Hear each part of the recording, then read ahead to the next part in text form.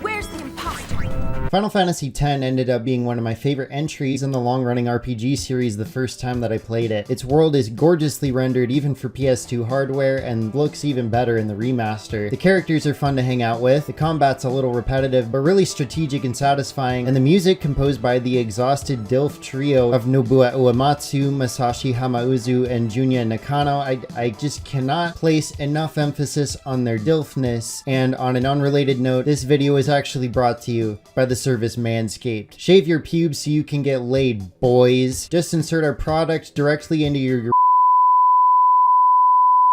Sorry, this game's just so horny for women that I wanted to balance it out a little bit. None of those things I said about the game are original by any stretch, and neither is saying that Final Fantasy X-2 is lame, according to most players back in the day. But guys, it's really not that bad. I get that essentially doing a Persona 5 premise causes some whiplash in a sequel with returning characters, but personally it's really enjoyable as its own thing, and the tonal change I can really appreciate because it lets Yuna get a freaking break after the stuff that went down in the first game. Can I get an amen? From the second the second game fully kicks off, it really establishes a totally different vibe. Whereas 10.1's version of this world was played very naturally with an island vibe going on even in more techie areas, this game launches into a premise where our three main heroines are basically running around playing Charlie's Angels and using weird technology pretty frequently to augment their looks, their movesets, even their personalities somewhat. It's way more sci-fi. I mean, look, even the UI is all computery. To go along with this is a far more synthy score, which has full-on pop ballads that I probably can't play. I really want to though. But it's got lots of hard beats and electric guitar pieces, especially in the battle themes that try to pump up the girls as a super spy team. All the returning areas have new themes now that I am sort of mixed on, admittedly, but by and large they're very chill and beautiful to listen to with plenty of nice piano pieces sprinkled in. Now those feel more in line with the first game with how relaxed they can be. I think that's really this soundtrack's greatest strength. It uses that balance of being in a relatively unchanged natural world with the new Totally Spies premise to drive the musical direction and do what Final Fantasy scores always do best, give you the feels by hitting you with some good musical variety. Even if this was at the start of that era where Uematsu-san had basically dipped out of composing for the series, in fact the whole team from 10 had been replaced by Noriko Matsueda and Takahito Eguchi for this entry, which makes me soft. This soundtrack is still pretty great. I think it deserves to be remembered more fondly, just like the game it's attached to. Seriously, if you like it when games go bananas and are willing to sink some time into a cozy world with happy-go-lucky characters, I would really recommend 10.2.